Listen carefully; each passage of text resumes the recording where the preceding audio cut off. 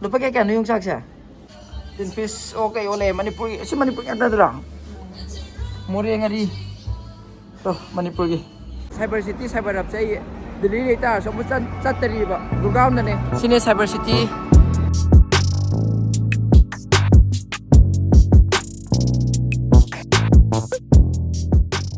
Camping gi kari kras loi na phange habani da ko sida di hena Cyber Hub to Cyber City da panako so ngari nga tai nam dra di haina roi ba. Notice kilo de lupa chani ma'am hongbra tangbra comment hairamo sadal lere sida sakak na hello ma'am kamai tori nungai bo ma'am ngasi ai video sidi Gurgaon da koi bala e adugi imana bagi room da ne ko khoi swai area da leiba ai Gurgaon pa lakte adugi Cyber Hub Cyber City ga nyam nei hai phajau jabo ko koi ru se salu se kamai to ne yam chokhat le hai yam building ka ya wang lang thik lang gi hai adu gan ta de koi min ru se adu swai da gallery market hanu sule adu ju changu se phajadau ma le mafam je koi thu je ko kamai to du yeng min na se ma'am adu de mapan dang hak thok tringai da ko magi room se anu bo hong bane ba change to bane ko aduna mapan da extension code kumba kai ka khar sem dau le adu do semma ma se adu ga ka thoga se yon bagina dukan ama adu ga sem bagina dukan ama yon mana sida sem mana nakan da poche electronics ki item yole adu ga sida na sem hal liba sumaina ko nakan da changaga paisa jo sumain taw fan gumba adagi motor ya da ama ma se moi kaura seman do ne muka adugi extra charge lupa chani chahum de mo hogada ba akhone ju semba ya boi ba adu da part se loina suna laita ba screwdriver leite kem leite da na ba khoi ja aduna uthura ga sumana semana do ne ba adu semba gi lupa yankhai sigi tungana paisa sina chama kun pire sina wire sina nifu sa ba si je ko manung da ni chat pi do ne ba do line gi do ko si lupa yankhai makok se mula hore si je thin na ba do semba gi charge ne sigi charge ne wire ne thin na ba ne 370 adu main type kun na ma'am adum Gurgaon da koira mai ni ko adu Gurgaon da lak pakan da khogi galleria market ena lai bo ko am ti phaja le mang phom do to sum changa ma ne mathak ta gi views te one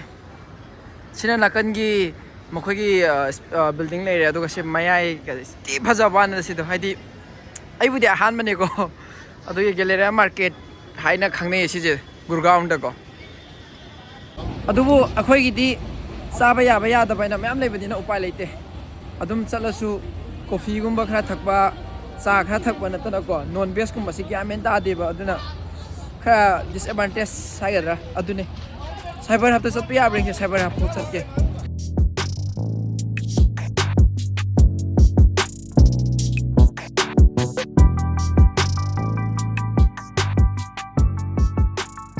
hek sang paga parking le re mayam adu ngasi di Cyber Hub se kamai tawi Cyber City kamai tawi do yeng min na se ma'am no entry without helmet helmet out de chang me de ko ma'am se sang kham ne to Cyber Hub ki Cyber Hub parking Cyber Hub ki parking charge ma'am se le re ko pung ani gi lupa kunthra two wheelers ki ko parking phajana manung da parking yam chaw na le to sida ki chang to ko main gate sang se ma'am si se khoi gi drop off to pham ne ko Uber gumba ma lak tar sida gari gumba ma lak tar drop to da as gari si ang ma'am yenga se ko adum experience to mina se isu ha mala ine sida ngase isai nungai bisu thari makha da na cafe gumba ke no ma'am nei re gi maning da na kan da lai ma'am se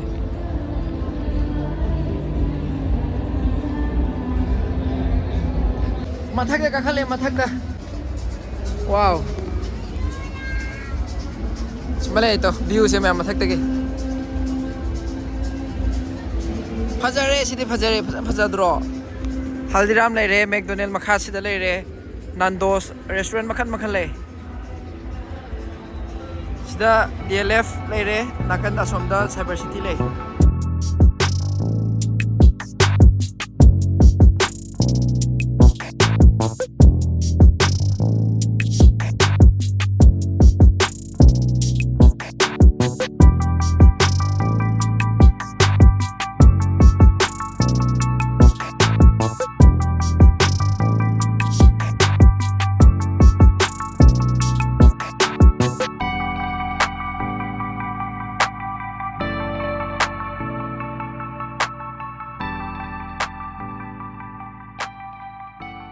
Wange phajana yengkhat pagi loi banai de asengba phaja wange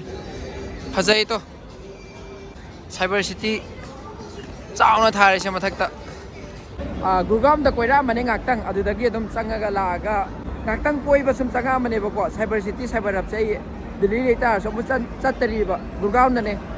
sine cyber city ko nakanda lai rise DLF su lai nakanda ko adu sina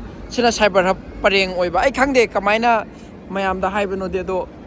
sida uri sina ina dum ulise phajai yam phajai phajana chawkhatle hai ba ko haidi building gumba ama masai am chawe aduga loi suna phange mall gi type ta oire chafam dagi restaurant gumba mayam leire ado yengase kari chaba ya bano ai gi budget ta ko yengu se mayam thiru ji law koi ru je cyber city gi Decathlon mayam sida mayam ai di favorite Decathlon ba dum la di ko don enjoy to bi ai lo nungai bane ba si je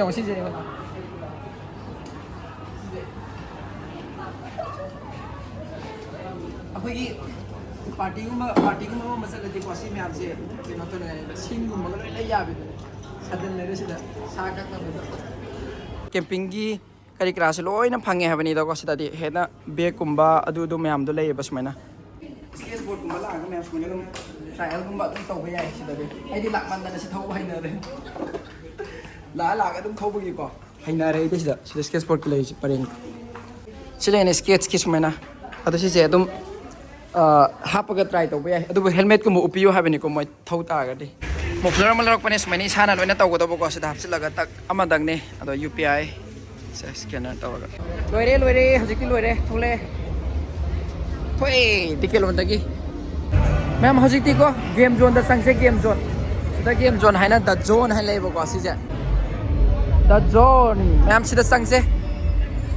नुंगाइदो माले सानाबा खोनाबा को थिंगरे हजिकते कितना बजे खुलता है भाई सब कितना बजे खुल जाता है कितना बजे 10 बजे तक अच्छा लोरे में हम थिंगरे संग में याद रे उपाय लेते क्लोज हो गया फजरे में हम हां साना फमने सिना बोगो उपाय लेते थिंगरे मेक दी द संग से बर्गर मचा हम द चार के में हम सक ला में तसिदगी तौ तो बोगो स्टार्ट ऑर्डर तो ने eat in lupa sama pibo to ne malhal ma sa sa khiduni ko ai se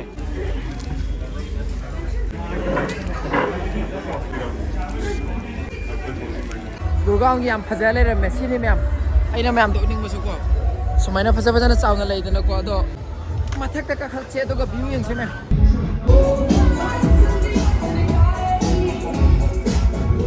bye myam loire cyber city ko be loire cyber hub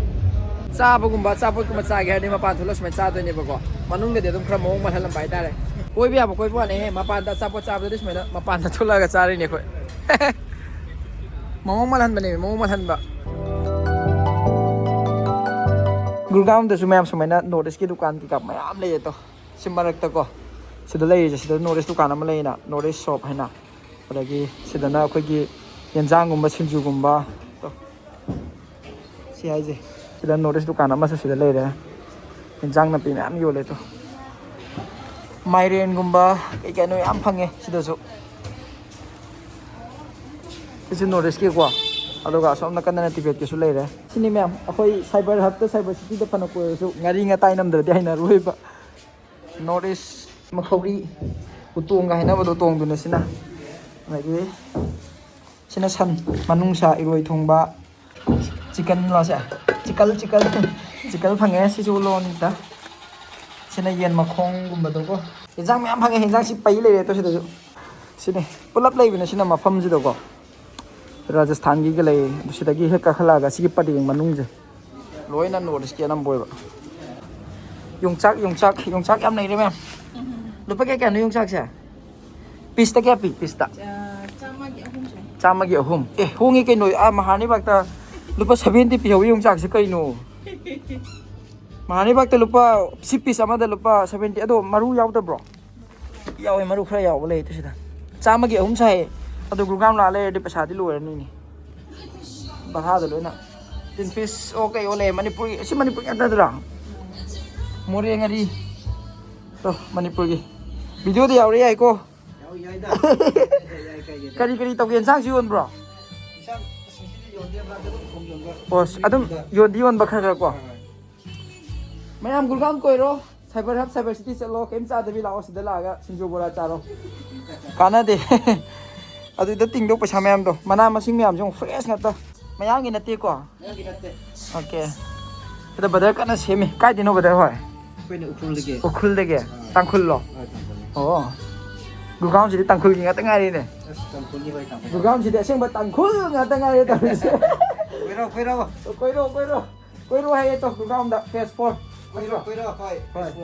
Gurgaon face 4ꯅꯦ ꯄꯔꯦꯡ ꯁꯥꯅ ꯂꯩꯌꯦ ꯅꯣꯔꯠ ꯏꯁꯀꯤ ꯗꯨꯀꯥꯟ ꯉꯥꯛꯇ ꯀꯣ ꯑꯁ ꯀꯩꯁꯨ ꯋꯥꯅꯤꯡꯉꯥꯏ ꯂꯩꯇ꯭ꯔꯦꯗ ꯂꯨꯄꯥ ꯀꯌꯥꯃꯨꯛ ꯄꯤꯒꯦ ꯁꯤꯅ ꯆꯥꯝꯃ ꯄꯦꯀꯦꯠꯁꯦ ꯆꯥꯝꯃ ꯀꯣ ꯋꯥꯏ ꯃꯤꯃꯤ ꯂꯣꯏ ꯂꯩꯔꯦ ꯁꯨꯃꯥꯏꯅ ꯋꯦꯠꯇ ꯑꯣꯜꯂꯒ ꯌꯣꯟꯕꯀꯣ ꯁꯤ ꯀꯩꯅꯣ ꯃꯨꯊ꯭ꯔꯨꯕꯤ ꯃꯅꯥꯗꯨꯔꯣ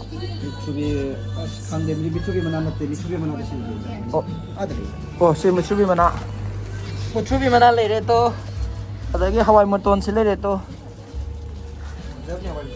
ꯁꯥ ꯃꯔꯣꯏ ꯃꯅꯥ ꯅꯥꯀꯨꯞꯄꯤ ꯑꯩꯅ ꯈꯪꯕꯈꯩ ꯈꯔ ꯍꯥꯏꯔꯦ ꯈꯥꯃꯦꯟ ꯂꯩꯔꯦ ꯁꯤ ꯃꯅꯤꯄꯨꯔꯒꯤ ꯍꯋꯥꯏ ꯀꯔꯤ ꯍꯥꯏꯗꯣꯏꯅꯣ ꯀꯣꯂꯤ ꯍꯋꯥꯏ ꯍꯥꯏꯕ꯭ꯔꯣ ꯌꯣꯡꯆꯥꯛ ꯌꯦꯟꯗꯦꯝ ꯁꯤꯅ ꯂꯐꯨꯅꯤ ꯂꯐꯨ ꯊꯔꯣ ꯐꯪꯉꯦꯅꯦ ꯊꯔꯣꯁꯤ ꯀꯌꯥꯅꯣ ꯁꯤ ꯀꯤꯂꯣꯗ ꯌꯣꯟꯕ꯭ꯔꯣ ꯆꯅꯤ ꯀꯤꯂꯣꯗ ꯂꯨꯄꯥ ꯆꯅꯤ ꯃꯌꯥꯝ ꯍꯣꯡꯕ꯭ꯔꯥ ꯇꯥꯡꯕ꯭ꯔꯥ ꯀꯃꯦꯟꯗ ꯍꯥꯏꯔꯝꯃꯣ ꯑꯇꯩꯗꯤ ꯈꯪꯗ꯭ꯔꯦ ꯍꯥ ꯑꯣ ꯃꯔꯛꯇ 150ꯗ ꯂꯩꯔꯦ ꯄꯩ ꯂꯩꯔꯦ ꯃꯥꯏꯔꯦꯟꯒ ꯂꯩꯔꯦ ꯌꯨꯝꯒꯤ ꯁꯦ ꯎꯃꯣꯔꯣꯛ